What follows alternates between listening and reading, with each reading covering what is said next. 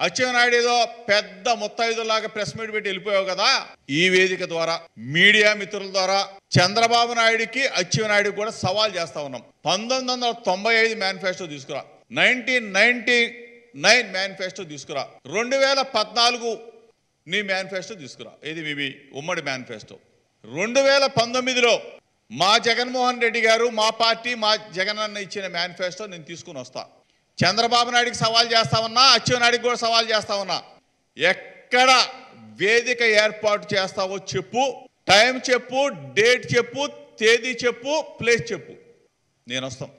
మీ 14 సంవత్సరాల చంద్రబాబు నాయుడు పరిపాలన తీసుకో. చంద్రబాబు నాయుడు 3 మేనిఫెస్టోలు పెట్టాడు. 1995, 1999, 2014 మేనిఫెస్టోలు తీస్తాం.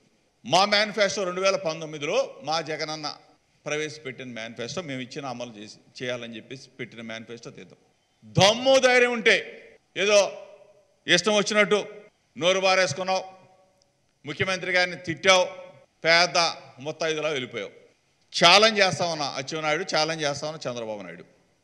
ఈరోజు దమ్ముగా చెప్తా ఉన్నాం, ధైర్యంగా చెప్తా ఉన్నాం.